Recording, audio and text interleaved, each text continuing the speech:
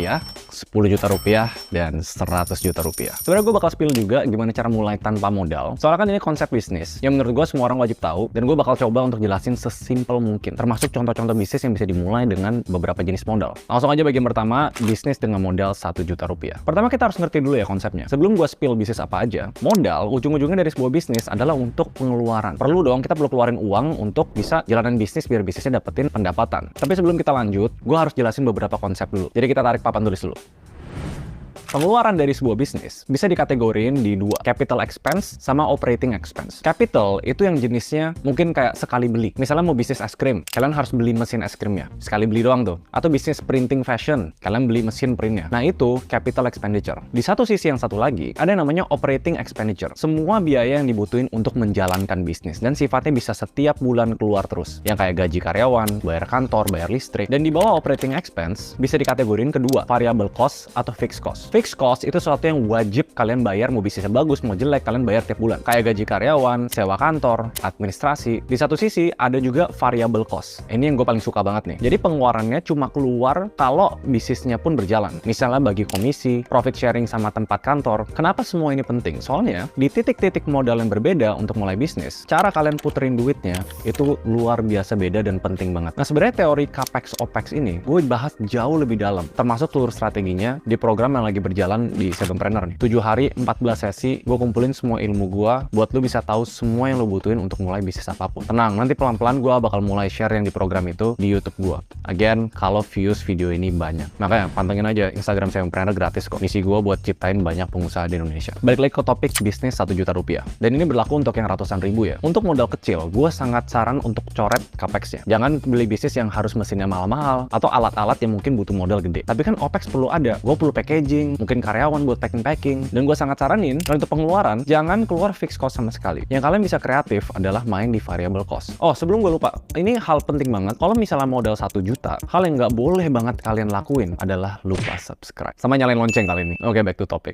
Dengan modal 1 juta, kalian nggak punya leluasa untuk bisa ngestok barang banyak-banyak. Nggak bisa bikin produk atau jasa yang butuh riset dalam-dalam. Jadi bisnis yang cocok di kategori ini bisa dimulai dengan jual jasa atau freelancing, dropshipping. Jadi kalian jualin barang orang lain, kalian dapat komisi dari sana. Affiliate marketing. Jadi ada banyak jenis-jenis bisnis yang mungkin gue bakal taruh di layar juga, yang biasanya nggak butuh modal untuk memulai jualan. Terus 1 jutanya dipakai buat apa? Nggak ada capex, nggak ada fixed cost. Saran gue yang paling gede adalah yang kategori direct cost atau pengeluaran apapun yang menciptakan pendapatan. So, sekarang mikirnya gini ya, kalau misalnya modal kecil, kalian harus ngerti konsep yang namanya turnover. Seberapa cepat barang berputar, seberapa cepat uang masuk, uang keluar. Dan gamenya di sana. Untuk kalian yang masih ngerintis dan modalnya kecil, ingat, camkan di pikiran kalian, gamenya adalah perputaran. Gue bakal alokasi 1 juta kayak gini. Mungkin 50% dari budget itu, atau lebih dikit, itu bakal dipakai untuk direct sales cost, yaitu kebutuhan marketing. Misalnya kalian advertising di Instagram, di TikTok. Terus kalau misalnya gue mau grow lebih cepat, gimana kok? Kan gue butuh orang, gue butuh budget yang lebih gede. Mainin yang namanya variable cost. Kalian bisa punya 5 karyawan dengan modal 1 juta. Caranya adalah membuat skema profit sharing atau misalnya commission basis. Kalian pikirin gimana caranya bisa ngeyakinin orang, mau nggak coba ikutan gua bisnis ini? Kerjaan lu setiap hari misalnya posting di grup-grup Facebook,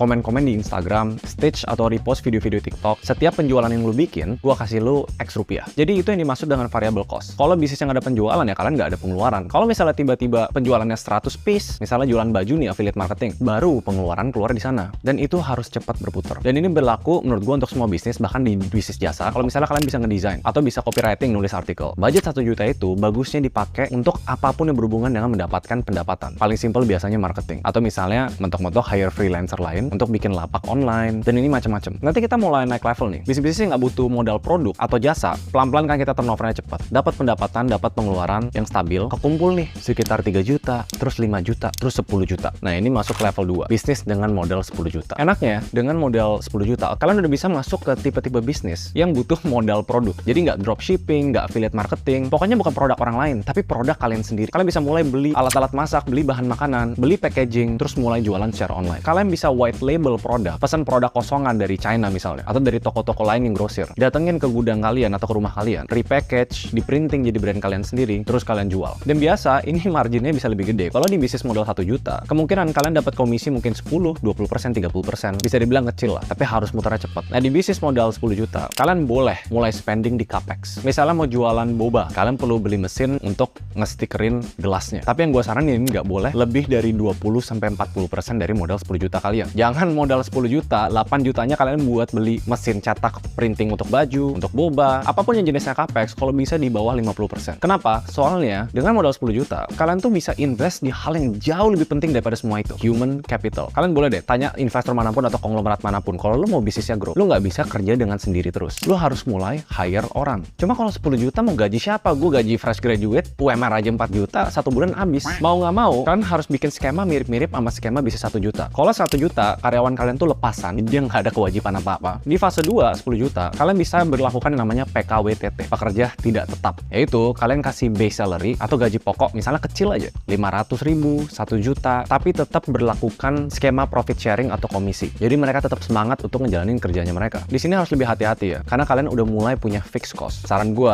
nggak usah sewa kantor, nggak usah biaya-biaya lain yang pasti. Karena luxury-nya, privilege kalian dengan modal lebih besar adalah bisa hire orang. Fokus di sana, pikirin mereka kerja apa, social media yang bisa dibayar per post, content creator di TikTok yang bisa dibayar per orang yang beli di keranjang kuning. Enak deh, di sini kalian udah mulai bisa lebih leluasa untuk explore bisnisnya. Produk dan jasa yang kalian tawarin udah mulai ada keunikan, bukan cuma sekedar jual produk orang lain. Ngerti kan bedanya di mana ya? Sekarang di bisnis tahap 3, yaitu modal 100 juta. Gue di sini udah bisa bilang, dengan modal 100 juta, lu bisa jalanin bisnis apapun. Dan mulai boleh invest lebih banyak di capex sama fixed cost. Kalau emang butuh ngestok barang jauh lebih banyak, misalnya 20 juta, 30 juta. Kenapa? Soalnya gue beli barang dari supplier lebih murah kalau gue pesan lebih banyak. Monggo, di stok, asalkan turnovernya cepat, asalkan barangnya bisa habis dalam 3-6 bulan. Kalau di bisnis 10 juta, kalau bisa barangnya habis dalam 1 bulan. Jadi itu namanya inventory turnover. Semakin gede modalnya, semakin ruang napas kalian bisa punya. Dan di sini kalian udah bisa ngejalanin bisnis berdasarkan divisinya masing-masing. Kalau gua ngajarin orang, selalu bilang bisnis itu ada 3 divisi, produk, marketing, dan operation. Biasanya kalau kalian bisnis owner, kalian selalu involved di produk atau marketing. Siapa nih yang mikirin produknya, packagingnya gimana, kalian udah bisa punya orang di sana. Marketing, udah ada orang khusus social media, khusus CS, jadi kalian nggak kerja sendiri lagi. Operation, sekarang kalian udah punya orang untuk ngerapin accounting kalian nih, keuangan. Udah ngurus semua percesan, nggak lewat kalian lagi yang balas DM. Kalau misalnya di fase 1, fase 2, fokusnya di perputaran yang cepat. Fase 3, dengan modal lebih gede, kalian harus lebih ngerti namanya keuangan. Pengeluaran boleh ditambahin, karena itu bikin grow-nya lebih cepat. Tapi ngerti finance, dan tetap bisa bertanggung jawab setiap bulan, misalnya pemasukan tetap lebih gede daripada pengeluaran. Dan ya udah, alokasinya bisa kayak gini. Capex 50%, misalnya buka cafe di mana gitu, 50 juta modal renovasi sama sewa kecil-kecilan. Gaji 3-4 orang untuk masak, waiter, mungkin tim social media, sama tim accounting. Dan akhirnya, walaupun bukan gara-gara modal ya, kalian ngejalanin bisnis yang sebenarnya. Karena bisnis pada umumnya, itu tuh harus ada 3 ini. Bisnis itu sebuah organisasi yang mencari laba atau profit dengan menjual produk atau jasa. Kalau misalnya kalian untung dengan menjual barang, tapi nggak ada tim, sama aja bohong. Jadi bisa dibilang sebenarnya, di bisnis modal 1 juta yang gua ajarin, itu bukan ngejalanin bisnis, tapi ngejalanin self-employment. Tapi kan itu step satunya. Jadi apa yang kita pelajarin di sini, sebenarnya modal bukan alasan orang untuk nggak mau mulai sesuatu. Cuma modal itu alat untuk mempercepat kita mencapai tujuan bisnisnya. Bisa kok mulai dengan 1 juta, selama kalian ikutin strategi yang tadi. Terus yang terakhir gimana? Bisnis yang nggak pakai modal. Kalian bisa copy paste semua yang ada di strategi bisnis 1 juta. Tapi mau nggak mau, kalian nggak punya pengeluaran yang bisa dilakuin untuk direct sales cost. Untuk mencari pendapatan, kalian mau nggak mau harus jualan dengan sendirinya. Dan belajar yang namanya organic marketing. Mulai dari seorang diri nih, kalian harus datang ke Facebook, lihat grup-grupnya, post terus di Instagram pakai hashtag yang bener, join komunitas-komunitas secara diri ya, datang misalnya jualan barangnya, mau nggak mau, sampai kalian kekumpul berapa ratus ribu, sampai kalian kekumpul 1 juta, baru kalian belajar dan bisa putar uang itu untuk mencari pendapatan lagi. Mulai bikin skema sama beberapa orang yang sifatnya komisi, full variable cost. Tapi ya kalau misalnya ada orang yang terbantu dari video ini sih, gue more than happy. Karena again, gue lagi ngebangun Sevenpreneur. Salah satu misi hidup gue adalah gue bisa ciptain sebanyak mungkin pengusaha di Indonesia. Karena kalau banyak, Indonesia bisa jadi negara maju. Dan itu salah